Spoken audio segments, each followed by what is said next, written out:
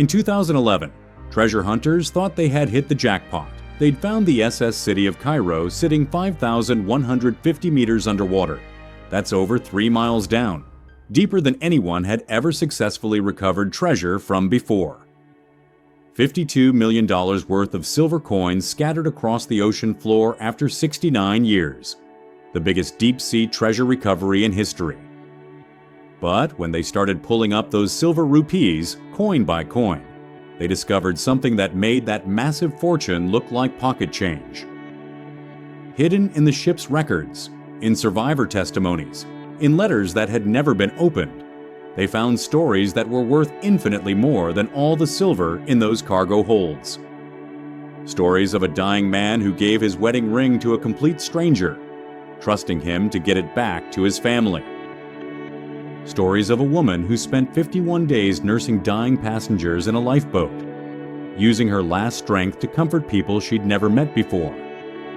Stories of enemies who became friends, of families torn apart and miraculously reunited, of ordinary people who made extraordinary choices when death was literally sitting next to them. Here's what's going to blow your mind. The British government kept the silver secret from almost everyone on board.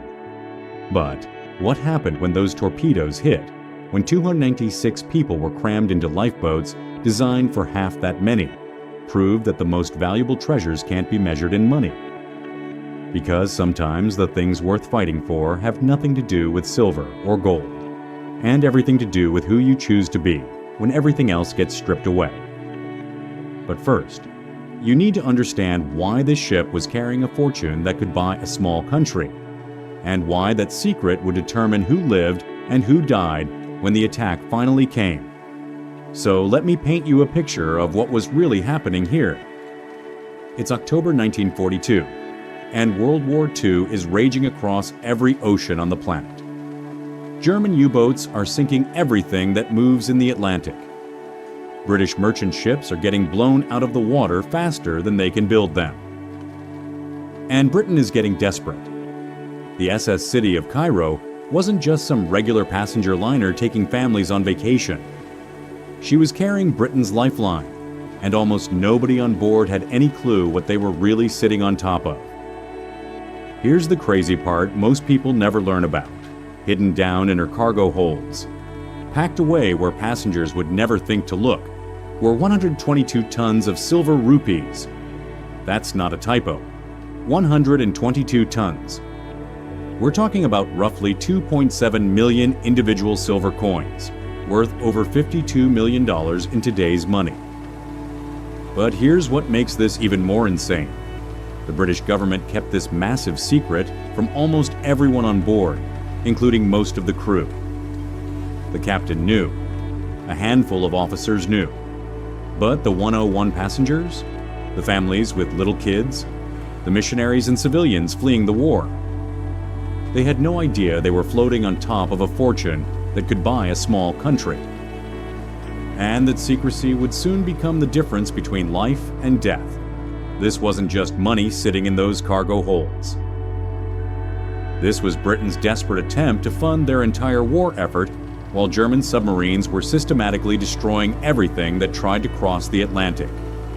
Think about it. Britain is an island. Everything they need has to come by ship. Food, weapons, fuel, money, everything. And the Germans know this, so they're hunting down every single ship they can find. The SS City of Cairo was basically a floating bank vault disguised as a passenger liner. She had to look normal, act normal, follow normal passenger routes. Because if the Germans found out what she was really carrying, every U-boat in the Atlantic would have been gunning for her. But there's something even more chilling about this particular voyage that made it different from every other treasure ship that ever sailed the seas. Something that would become crystal clear when the attack finally came. Because when those torpedoes hit, when the ship started going down and people were scrambling for their lives, that massive fortune sitting in the cargo holds meant absolutely nothing. Not one coin could buy them an extra minute of air, an extra drop of water, or an extra inch of space in those overcrowded lifeboats. The silver just sat there, useless, as 302 human beings fought for survival in the middle of the ocean. And that's when something incredible started happening that would prove what real treasure actually looks like. But I'm getting ahead of myself.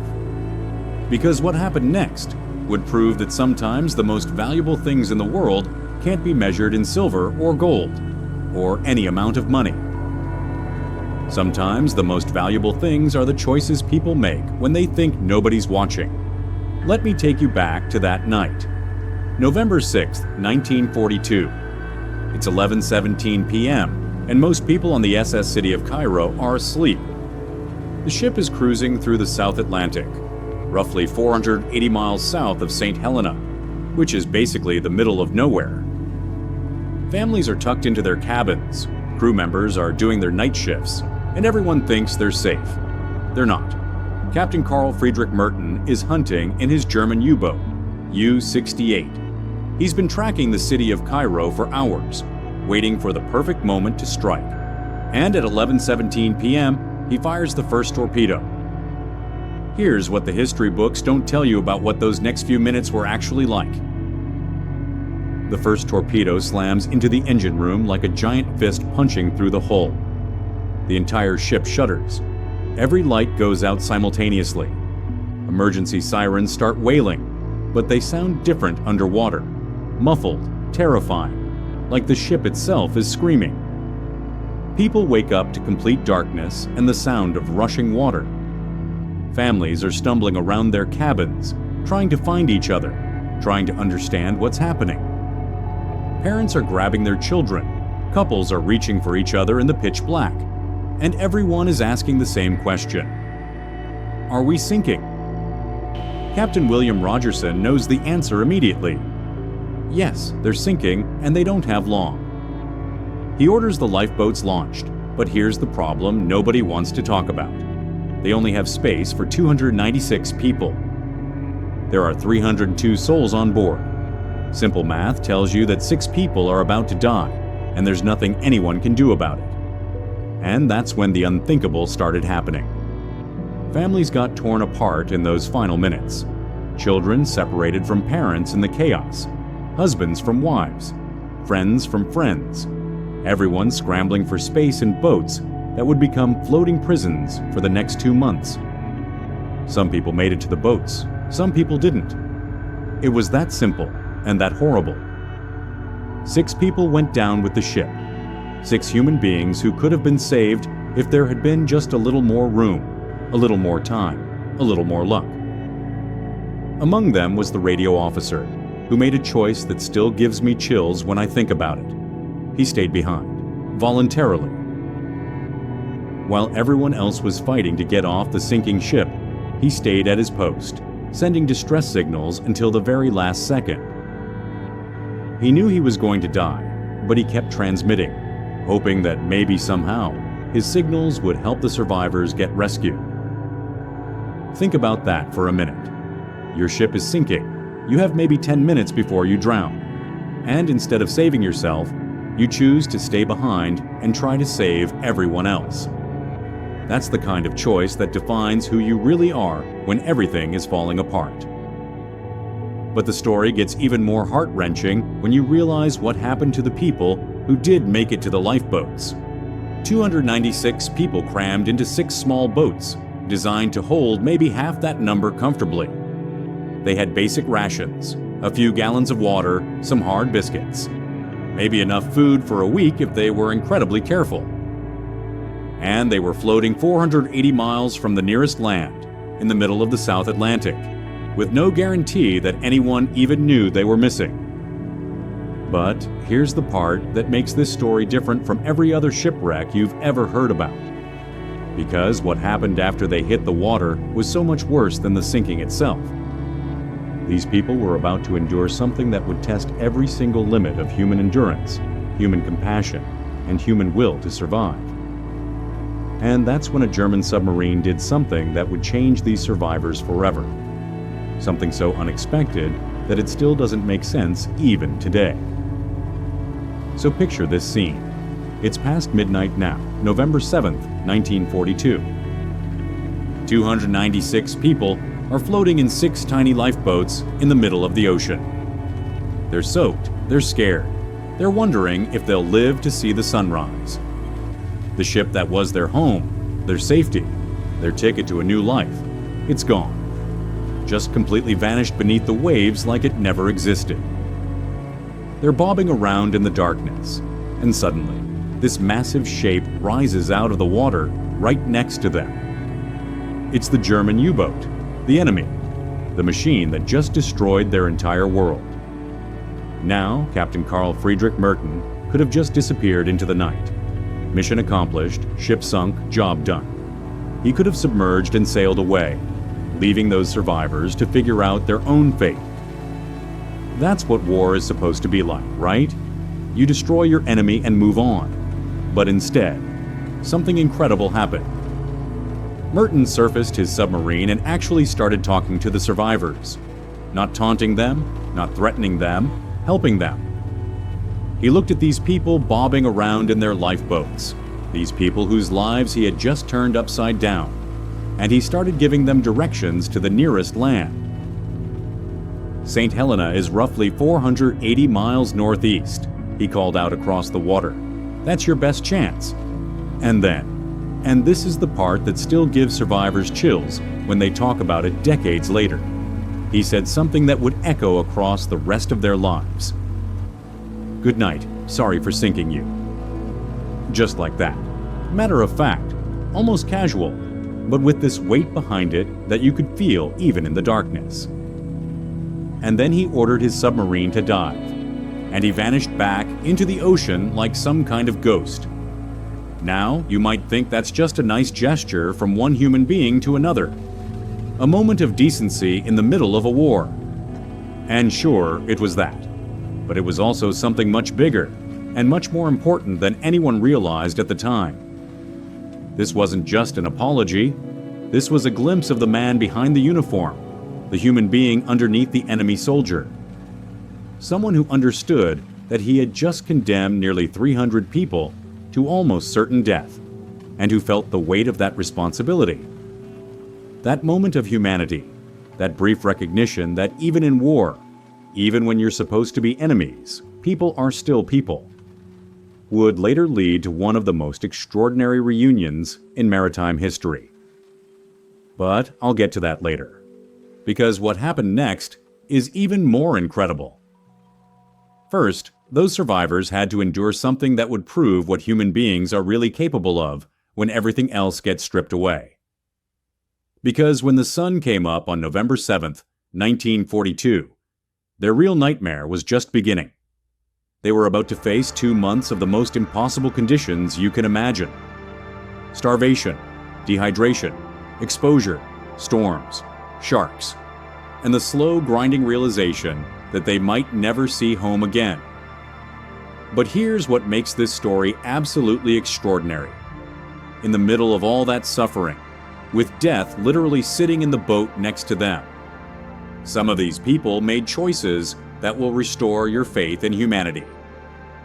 What happened in those lifeboats over the next 51 days would prove that some people are capable of impossible things when it matters most.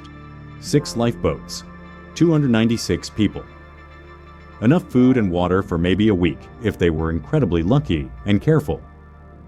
But some of these boats would drift for 51 days before rescue finally came, and the choices people made during those weeks would reveal exactly who they really were when everything was taken away.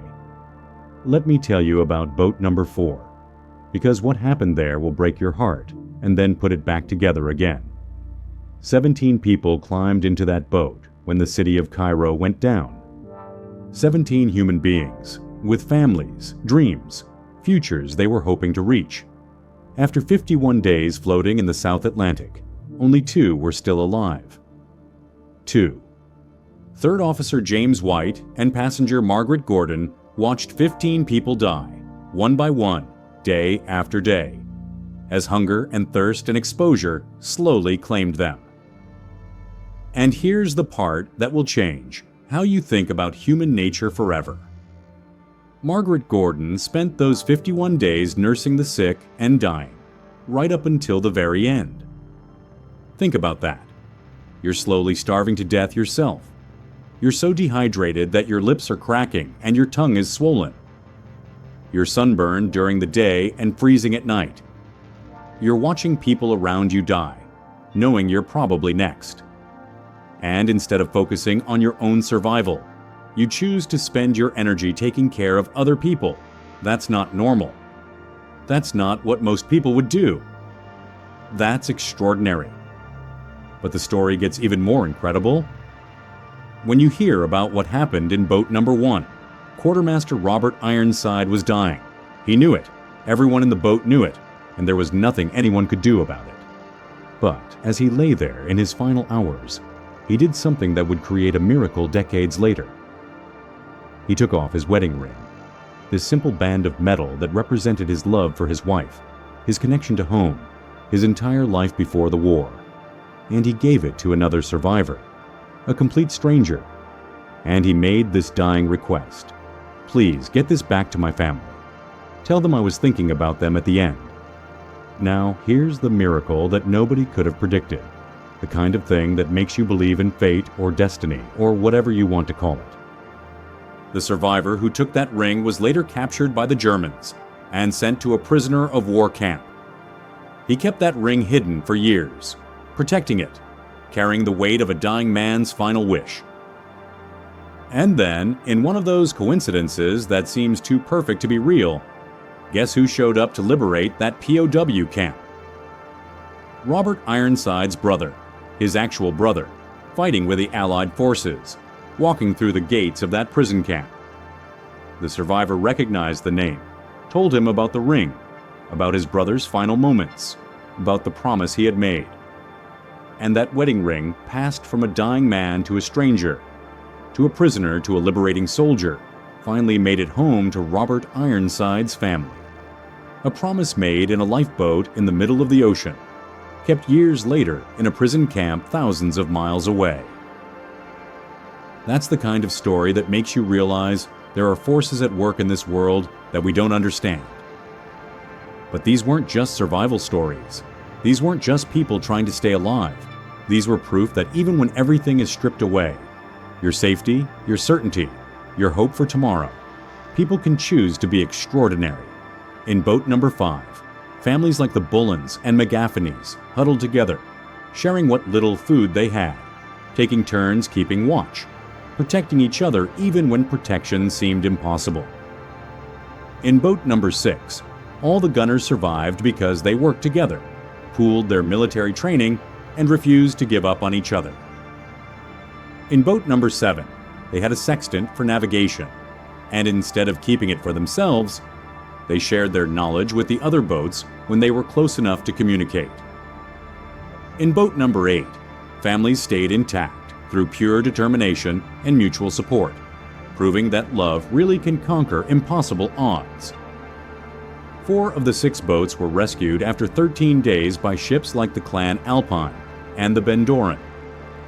The crews of those rescue ships gave up their own cabins, shared their clothes, offered every comfort they could to these exhausted, traumatized survivors who had been given up for dead. But 104 people died in those lifeboats, or shortly after rescue, when their bodies just couldn't recover from what they had endured. 104 human beings who survived the torpedo attack, made it to the boats, and then slowly slipped away, as the ocean claimed them one by one. Yet even in that tragedy, even in that loss, there were moments of grace that defy explanation. People sharing their last drops of water with strangers. Mothers comforting children who weren't their own. Strangers becoming family in the space between life and death. These people prove that the most valuable things in the world, compassion, courage, the willingness to sacrifice for others, can't be destroyed by war, or hunger, or fear, or even death itself. But the most extraordinary part of this story was still decades away, sitting at the bottom of the ocean, waiting to be discovered. Because in 2011, something happened that brought all these stories rushing back to the surface and revealed the most incredible treasure of all.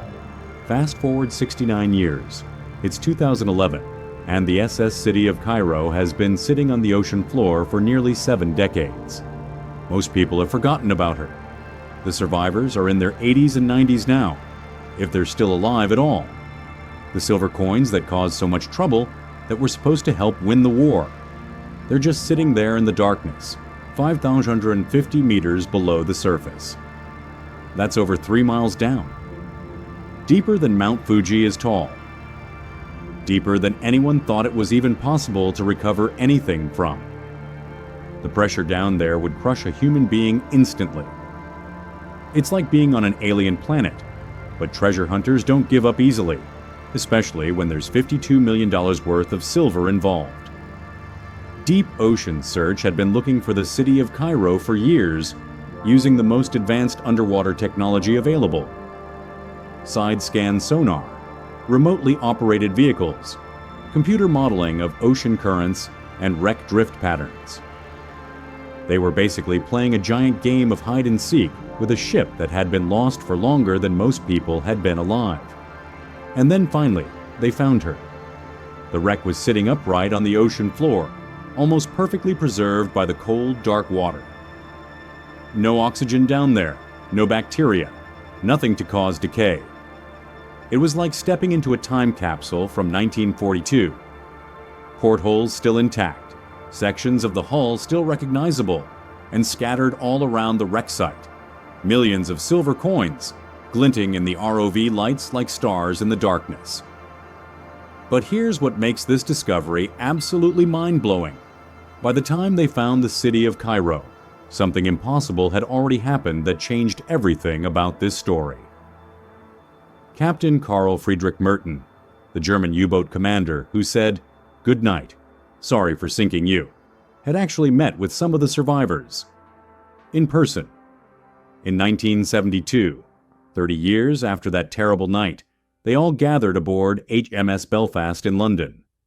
Enemies who had become friends. People who had every reason to hate each other, sharing drinks and memories and stories about that night that changed all their lives. Can you imagine that conversation? The man who destroyed their ship, sitting across the table from the people who survived his attack. Talking about what happened, why it happened, how it felt to be on both sides of that moment when one torpedo can change everything. And they weren't angry. They weren't bitter. They were grateful to see each other again. Grateful to put faces to the voices they remembered from that dark night in the middle of the ocean. Merton told them about his orders, about the pressure of submarine warfare, about how he never stopped thinking about the people he had sent into those lifeboats. The survivors told him about their weeks at sea, about the people they lost, about how his directions to St. Helena had probably saved their lives. They found common ground in their shared humanity, in the recognition that war puts people in impossible situations where there are no good choices, only necessary ones. And that's when everyone realized something that makes this whole story even more incredible. The real treasure was never the silver sitting on the ocean floor. It was never the $52 million worth of coins that treasure hunters spent years trying to recover. The real treasure was the proof that even in humanity's darkest moments, even when we're supposedly enemies, even when everything seems hopeless, people can choose compassion over cruelty, forgiveness over revenge, and hope over despair. The wreck of the SS City of Cairo became a time capsule of human resilience, where every recovered coin told the story of lives that refused to be broken by impossible circumstances. Margaret Gordon, who nursed dying strangers in boat number 4, was awarded the British Empire Medal for her courage. She lived to be 94, carrying the stories of those 51 days with her for the rest of her life. James White, the other survivor from boat number 4, later died when another ship he was on was torpedoed. He survived the impossible, only to face the same danger again. But he faced it with the knowledge that he had already proven what he was capable of when it mattered most. Robert Ironside's wedding ring made it home to his family, completing a journey that spanned continents and years and the worst of human conflict. A symbol of love that survived everything war could throw at it. The treasure hunters recovered millions of dollars worth of silver from the wreck site. But the real treasure, the stories of ordinary people doing extraordinary things, the proof that human decency can survive anything, the evidence that forgiveness and reconciliation are possible even after the worst tragedies. The treasure was priceless. They left a plaque on the wreck, not celebrating the silver they recovered, but honoring the 110 people who died when the city of Cairo went down, and in the weeks that followed. Because in the end, that's what really matters. Not the money, not the cargo, not the strategic importance of the mission. The people, the choices they made. The love they showed, the courage they found, the humanity they preserved even when everything else was taken away.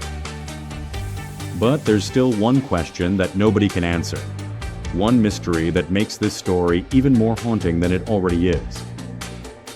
Because if a ship carrying $52 million in silver can disappear for 69 years in the modern world, with all our technology and record-keeping and satellite surveillance, what else is down there in the deep? What other stories are waiting to be discovered? What other examples of human courage and compassion and resilience are sitting on the ocean floor, waiting for someone to find them and bring them back to the surface?